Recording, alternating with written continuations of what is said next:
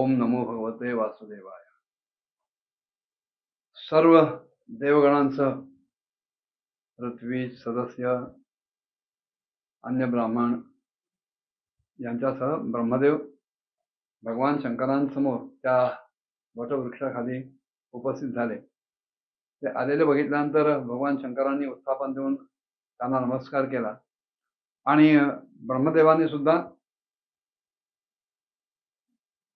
त्यांना नमस्कार केला आणि नमस्काराच्याच मुद्रेत ते त्यांच्यासमोर उभे होते आणि ते हसत हसत बोलायला लागले की भगवंता, मला माहिती आहे की आपणच या संपूर्ण जगताचे स्वामी आहात। कारण विश्वाची योनी म्हणजे आदि कारण, मूळ कारण, जी शक्ती प्रकृती आणि त्या विश्वाचं जे बीज शिव म्हणजे पुरुष, ह्यांच्या पलीकडे जे की एकरस असं परब्रह्म आहे ते आपणच केवळ आहात।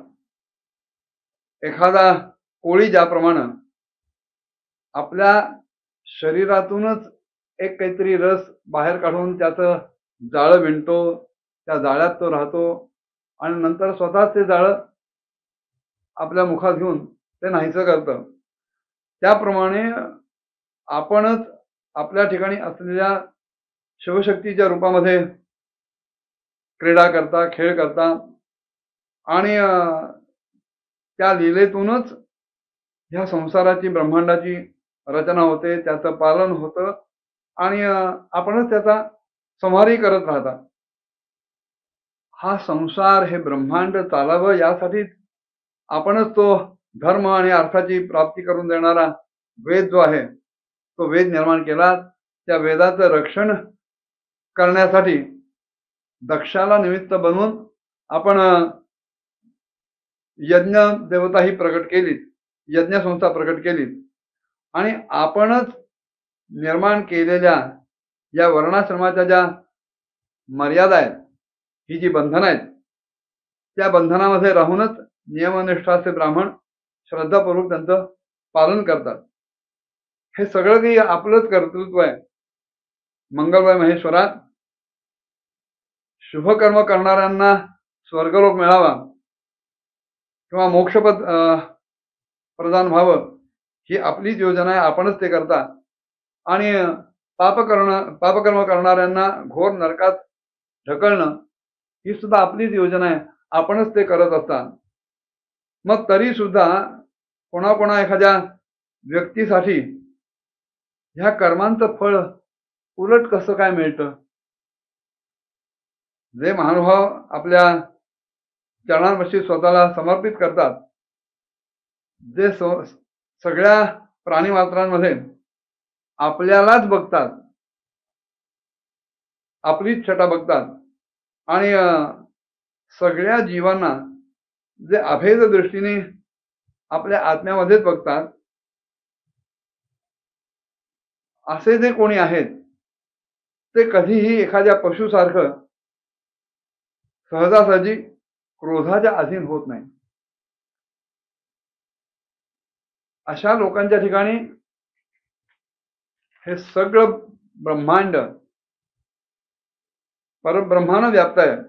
परब्रह्मा व्यतिरिक्त इथे काहीही अस्तित्वातच नाही, हा त्यांचा भाव असतो। ज्या ब्रह्माचा उपदेश केला जातो ते उपदेशी आहे, ते काय आहे ते शोधण्यासारखं आहे, अन्वेष्टव्य आहे। ते काय आहे जाणण्यासारखं आहे, म्हणजे ते प्रमेय आहे। तेव्हा परब्रह्माच्या प्रत्यक्ष विशेष ज्ञानापूर्वी प्रमेय आणि प्रमाता हे भिन्नच असतात। अन्वेष्टव्यात्म विज्ञानात प्राक प्रमातृत्व आत्मनः अन्वेष्टस्यात् परात्मैव पापदोषादि वर्जितः असं शारीरिक भाषात सांगितलेलं आहे। जोपर्यंत प्रत्यक्ष ब्रह्मज्ञान होत नाही तोपर्यंत ते जाणण्याची इच्छा, ती जिज्ञासा आणि आपण ते जाणणार आहोत हा भाव हे सगळं कायम असतं।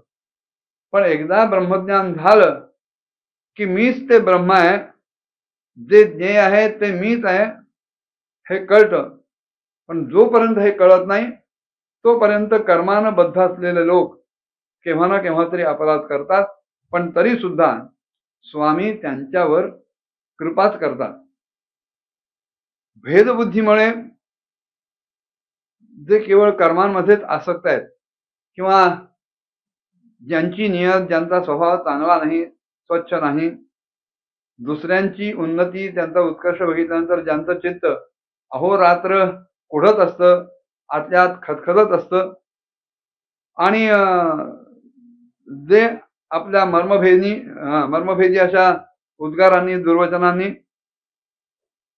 दुसऱ्यांचं चित्त, मन दुखवतात, अशा लोकांना सुद्धा मारणं हे तुमच्यासारख्या महापुरुषांना योग्य नाही. कारण ती मंडळी बिचारी विधीनेच बांधलेली असतात, त्यांची घटनाच तशी असते.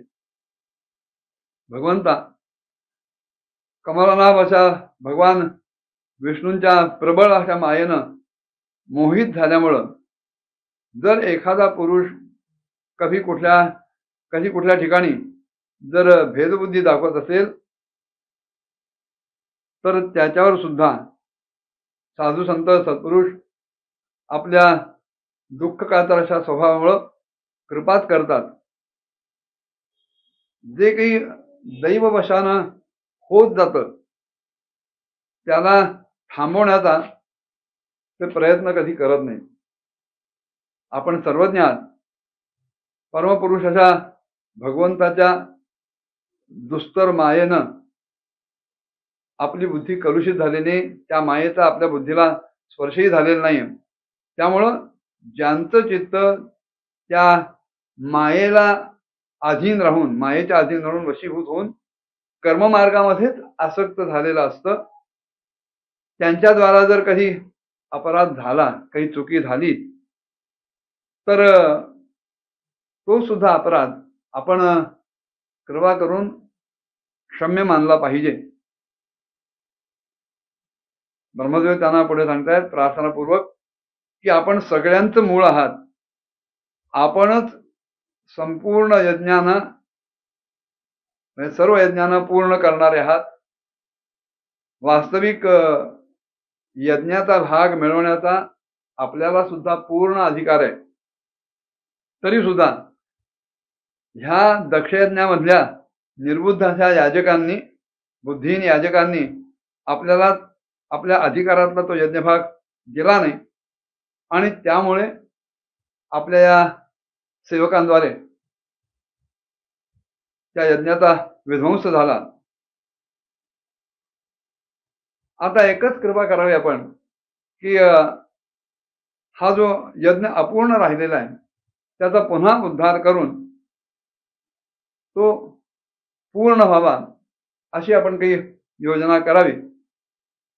महादेव आपण असं काही करा की ज्याच्यामुळं त्या यज्ञाचा यजमान स्वतः जो दक्ष आहे तो स्वतः पुन्हा उठेल, भगदेवताला त्यांचे डोळे मिळतील, भृगु ऋषींची दाढी मिशा हे सगळं परत त्यांना मिळेल, पुरुषाचे दात सुद्धा पहिल्यासारखे समान असे दिसतील, अस्त्र शस्त्र आणि दगडांच्या वर्षावांनी ज्या ज्या देवतांचं किंवा ऋत्विजांचं अंग प्रत्यंग जखमी झालाय, घायाळ झालेला आहे,